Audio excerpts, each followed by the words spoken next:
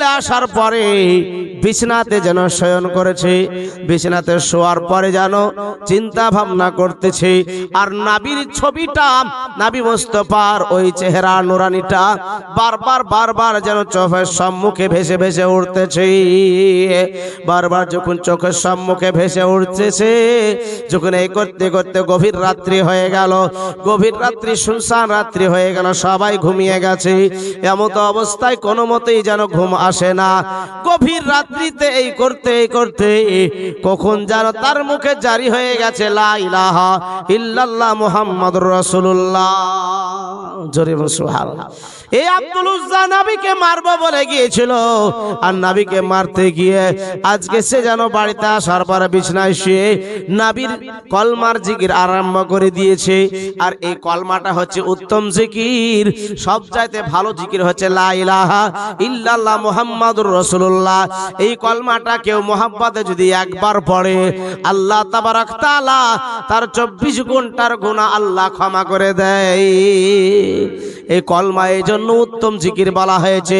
সবা সর্বদা বসে বসে আল্লাহর জিকির করবেন, লা ইলাহা ইল্লাল্লাহ মুহাম্মাদুর রাসূলুল্লাহ, লা ইলাহা ইল্লাল্লাহ মুহাম্মাদুর রাসূলুল্লাহ। এই জিকিরটা সবচাইতে ভালো জিকির বলা হয়েছে, উত্তম জিকির বলা হয়েছে। এই আব্দুল উজ্জা যখন নবীর কলমার জিকির আরম্ভ করে দিয়েছে, লা ইলাহা ইল্লাল্লাহ মুহাম্মাদুর রাসূলুল্লাহ, লা ইলাহা ইল্লাল্লাহ মুহাম্মাদুর রাসূলুল্লাহ, এই যেন আওয়াজটা বায়ুর সাহায্যে, বায়ুর সাহায্যে তার মায়ের কর্ণকুহরে পৌঁছে গেল, তার মায়ের কানে আওয়াজটা পৌঁছে গেল। এই আওয়াজ কোথা থেকে আসে? এত জোরে জোরে জিকির কোথায় থেকে আসে? লক্ষ্য করে দেখলো আমার বেটা আব্দুল উজ্জাই যেন এই কলমা জিকির আরম্ভ করে দিয়েছে। বেটাকে ডাকে, বেটা ওঠ, এই তুই যে নবীর পিছনে মারার জন্য, নবীকে মারার জন্য লক্ষ লক্ষ টাকা খরচ করেছিস, লক্ষ লক্ষ টাকা ব্যয় করেছিস, আজকে সেই নবীর কলমা তুই পড়তেছিস, নবীর কলমা জিকির আরম্ভ করে দিয়েছিস। এর কারণটা কি? তোর চাচার কানে যদি এই সংবাদ যায়, তাহলে তোকে তোর চাচা বাড়ি থেকে বের করে দিবে, তোর বাপ, তোর চাচা তোকে আস্ত রাখবে না। অতএব তুই এই জিকির বন্ধ কর। বেরাদার কিন্তু জিকির কোনো মতেই বন্ধ করে না। এবার কোনো মতেই সেই দিন যেন আপনার কোন রকম জিকির বন্ধ করলো। আবার তারপরে রাত্রিতে যেন আবার ওই গভীর রাত্রি যখন হয়েছে, ওই রাত্রি বেলাতে আবার যেন কলমা পড়তে আরম্ভ করে দিয়েছে। যখন শুনশান রাত্রি, সবাই ঘুমিয়ে গেছে, ওই সময়তে পড়ছে লা ইলাহা ইল্লাল্লাহ মুহাম্মাদুর রাসূলুল্লাহ। এই আওয়াজটা আজকে মায়ের কানে যায়নি, এই আওয়াজটা ডাইরেক্ট তার চাচার কানে চলে গেছে। তার চাচা বলছে, আরে এই রকম আওয়াজ কোথা থেকে আসে? রাত্রি বেলায় উঠলো, উঠার পরে দেখতেছে ভাতিজার ঘর থেকে আওয়াজটা আসতেছে। ভাতিজার ঘরে ঢোকার পরে দেখে আমার ভাতিজা যেন বেশি বেশি করে ওই যেই নবীর দুশমনি করেছে, সেই নবীর শানে আজকে কলমা পড়তে আরম্ভ করে দিয়েছে। এই ভাতিজা ওঠ ওঠ, কি ব্যাপার? যেই নবীকে মারার জন্য তুমি লক্ষ লক্ষ টাকা ব্যয় করে দিয়েছ, নবীকে মারার জন্য কত টাকা না খরচ করেছ, আজকে সেই নবীর কলমা তুমি পড়তেছো, কারণটা কি? বেরাদার বলছে, ভাতিজা আজকে তুমি যদি কলমা না বন্ধ করে দাও, তাহলে তোমার এই বাড়িতে জায়গা হবে না, জায়গা হবে না। এই আপনার যেন বলতেছে, এ ভাতিজা কলমা বন্ধ করবা কি না বলো? বেরাদার এই এবার কি করলো? যেন বড় বড় কবিরাজকে ডাকা হলো। হয়তো আমার ভাতিজাকে কোন জিনের আসার করেছে, জিনে ধরেছে। মুআজ্জাজ সামানিকরাম, এবার যেন কবিরাজ ডাকা হলো। বলে এই জিকিরটা কখন আরম্ভ হয়? বলে সবাই যখন ঘুমিয়ে যায়, এলাকার মানুষ, শুনশান রাত্রি হয়, ওই সময়তে জিকিরটা আরম্ভ করে দেয়। মুসলমান ভাইরা, এবার যেন ঠিক আছে, একটা ঘরে তাদেরকে জায়গা দেয়া হলো। একটা ঘরে জায়গা দেওয়ার পরে কখন আপনার যেন জিকির করছে, সেই অপেক্ষায় যেন রয়েছে। শুনশান রাত্রি যখন হলো, গভীর রাত্রি যখন হলো, ওই রাত্রিতে যেন এই আব্দুল উজ্জা যেন জিকির আরম্ভ করে দিয়েছে। কি জিকির আরম্ভ করে দিয়েছে? লা ইলাহা ইল্লাল্লাহ মুহাম্মাদুর রাসূলুল্লাহ, লা ইলাহা ইল্লাল্লাহ মুহাম্মাদুর রাসূলুল্লাহ। জোরে বলুন সুবহানাল্লাহ। কলমা যখন জিকির আরম্ভ করে দিয়েছে, আর বলছে দেখি কবিরাজেরা সব রকম চেষ্টা করলো, কিন্তু সব চেষ্টা ব্যর্থ হয়ে গেল। আব্দুল উজ্জার চাচাকে বলছে, ভাই তোমার ভাতিজাকে কোনো জিনে আসার করেনি, কোনো ভূতে আসার করেনি? তোমার চাচাকে নবীর প্রেমে রোগ ধরেছে। জোরে বল সুবহানাল্লাহ। তোমার ভাতিজাকে নবীর প্রেম রোগে ধরেছে। হাজার চেষ্টা করলেও এই প্রেম রোগ থেকে ফেরানো যাবে না। বলছে ভাতিজা শোনো, যখন তোমাকে নবীর প্রেমের রোগেই ধরেছে, তবে শোনো তুমি আমার কথা, যদি নবীর কলমা না ছেড়ে দাও, নবীর মোহাব্বত না ছেড়ে দাও, তোমাকে আমার এই রাজ দরবার থেকে বিদায় নিতে হবে। এই রাজ দরবার থেকে তুমি বঞ্চিত হবে। তোমাকে জমি জায়গায় কিছুই দেব না, তোমাকে আমার রাজ দরবার থেকে বের হয়ে যেতে হবে। বলে চাচা আমি আপনার ভাতিজা, আপনি কি আমাকে বের করে দিবেন? সত্যি সত্যি। বলে তুমি আমার ভাতিজা, আমার সন্তান বলতে একটাও কেউ নাই, তুমি তো আমার সন্তান। অতএব ভাতিজা, এ বেটা শোনো, আমি তোমার নামে সব কিছু উইল করে দিব। শর্ত হচ্ছে নবীকে ছেড়ে দিতে হবে, নবীর কলমা ছেড়ে দিতে হবে। বলতেছে আব্দুল উজ্জা, বলে চাচা গো, আমি ধন দৌলা সব ছেড়তে রাজি, আপনার সিংহাসন ছেড়তে রাজি, রাজ দরবার ছেড়ে দিতে রাজি, কিন্তু আমি নবী ছেড়তে রাজি নয়। জোরে সুবহানাল্লাহ। মুআজ্জাজ সামানে কেরাম, এবার আব্দুল উজ্জাকে বলতেছে, তাহলে আমার বাড়ি থেকে তুমি বের হয়ে যাও, তুমি আমার বাড়িতে থাকতে পাবে না। আব্দুল উজ্জা বলছে চাচা তাই হবে, আপনার এই ধন দৌলত আর আমার কোনো প্রয়োজন নাই। আমি নবীর প্রেমের সাগরে ডুব দিয়েছি, নবীর প্রেমের সাগরে আমি ঝাঁপ দিয়েছি। অতএব আমার ধন দৌলতের কিছু দরকার নাই, টাকা পয়সার কিছু দরকার নাই। চাচা আপনার বাড়ি থেকে বের হয়ে গেলাম। বেরাদার গেটটা খুলে রাতের অন্ধকারে যেন বের হলেন। রাতের অন্ধকারে বের হওয়ার পরে পিছন থেকে ডাক দিয়ে বলে ভাতিজা তুমি দাঁড়িয়ে যাও, দাঁড়িয়ে যাও। বলে আবার কি হলো চাচা? বলে তোমার গায়ে যে পোশাকটা আছে, তোমার গায়ে যে পোশাকটা পরিধান করে আছো, ওটাও আমার টাকার কিনার পোশাক। এই আব্দুল উজ্জা বলছে তাই চাচা? বলে হ্যাঁ। এবার জানো অন্ধকার একটু আড়াল হয়ে যেন আপনার পোশাক পরিধানের পোশাকগুলা খুললেন, উলঙ্গ হয়ে আপনার অন্ধকার আড়াল থেকে ওই পোশাকগুলো রাজ দরবার দিকে ছুঁড়ে ফেলে দিলেন। বলে তোমার রাজ দরবারের দরকার নাই, নিজে উলঙ্গ হয়ে আপনার পোশাক আশাকগুলাকে খুলে রাজ দরবার দিকে ছেড়ে দিলে। কেমন তারা নবীর প্রেমে পড়েছিল চিন্তা করুন। নবীকে যেই মারতে গেছে সেই ঘুরিয়ে কলমা পড়ে মুসলমান হয়ে এসেছে। জোরে মুসলমান।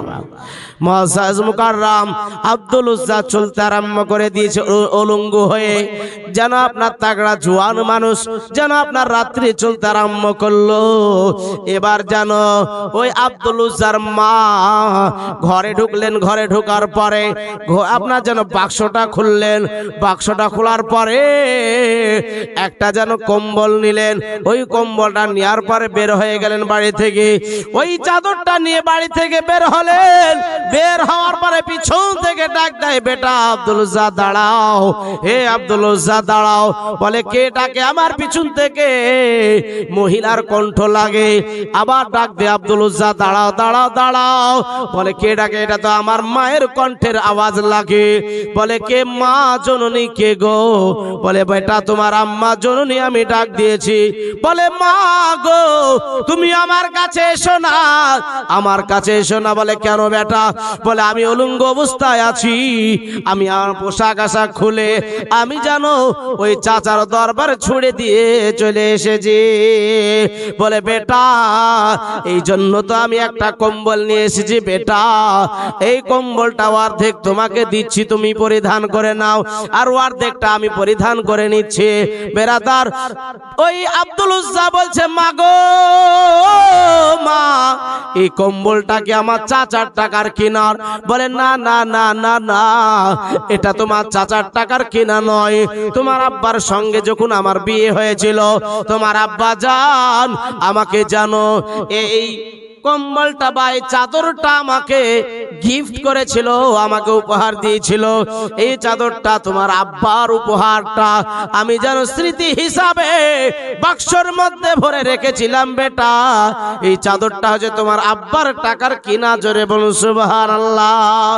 অর্ধেক চাদরটা করলেন, অর্ধেকটা নিজের ছেলেকে আব্দুল উজ্জাকে দিলেন, নিজে অর্ধেক পরিধান করলেন। ওই রাতের অন্ধকারে চলতে আরম্ভ করলো। চলতে চলতে চলতে চলতে চলতে যেন আপনার ফজরের আজানের টাইম, ফজরের নামাজের টাইম হয়ে গেছে। ফজরের আজানের যখন টাইম হয়ে গেছে, বিলাল হাবশী আজান দিয়ে দিয়েছে। আজান হওয়ার পরে আমার নবী মুস্তাফা সাল্লাল্লাহু আলাইহি সাল্লাম মসজিদে নববী থেকে নামাজ পড়ে যেন বের হচ্ছেন। দেখতেছেন আব্দুল উজ্জা একটা যেন ছেঁড়া কম্বল গায়ে দিয়ে নবীর দরবারে হাজির হয়েছে। বলে, কে তুমি? আব্দুল উজ্জা নয়? বলে, হ্যাঁ। ব্যাপারটা কি তোমার এই অবস্থা কেন আব্দুল উজ্জা? বলে, ইয়া রাসূলুল্লাহ, হাবিবাল্লাহ, হুজুর আপনার কলমার মোহাব্বতে পড়েছি। ইয়া রাসূলুল্লাহ, আপনাকে ভালোবেসে ফেলেছি, আপনার প্রেমের সাগরে আমি ডুব দিয়েছি। ইয়া রাসূলুল্লাহ, আপনার দরবার থেকে যেন আমি ওয়াজ শুনে বাড়ি যাচ্ছিলাম, অহংকার করে বলেছিলাম, আজকে কি ব্যাপার তোরা নবীর দরবার যাস আর কলমা পড়ে মুসলমান হয়ে চলে আসিস? কই আমি তো মুসলমান হলাম না। এই বলে ইয়া রাসূলুল্লাহ, আমি যেন রাত্রি বেলাতে, গভীর রাত্রিতে বিছানায় শুয়েছিলাম।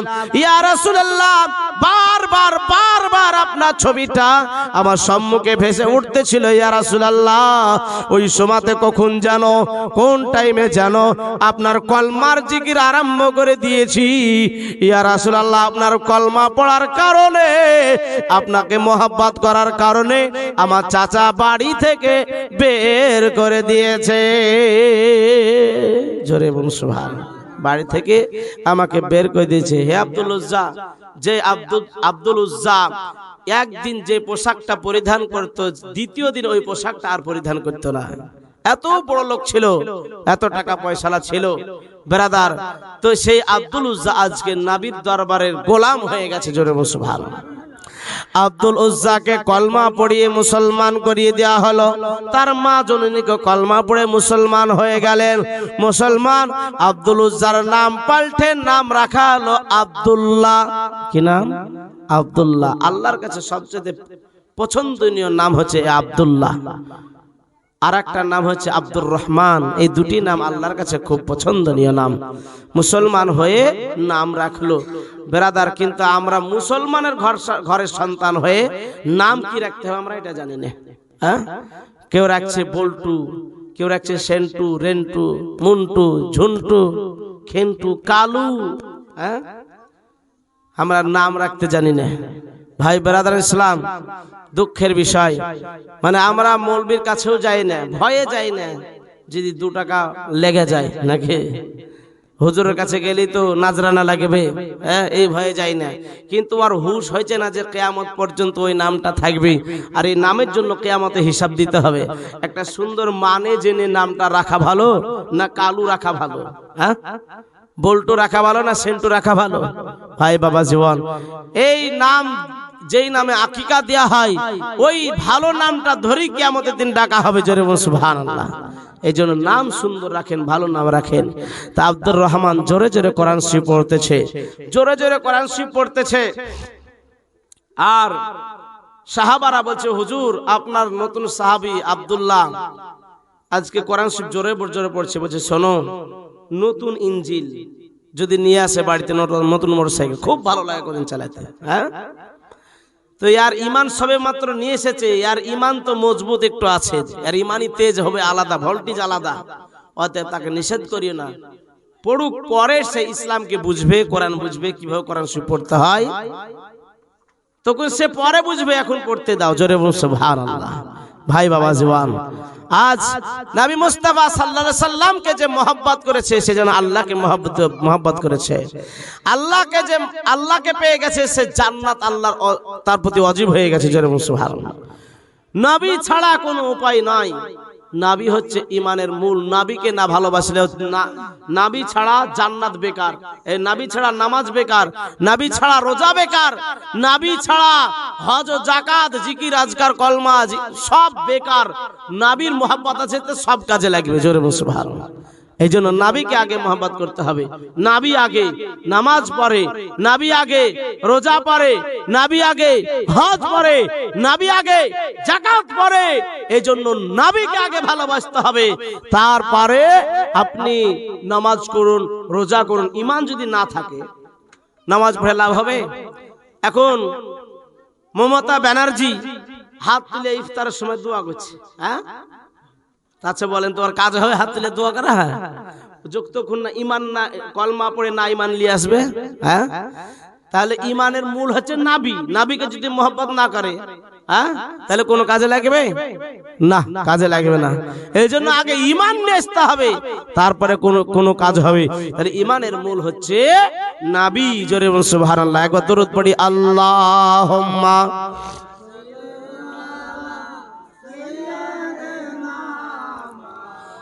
মাওলানা মুহাম্মদ ওয়ালা আলে মাওলানা।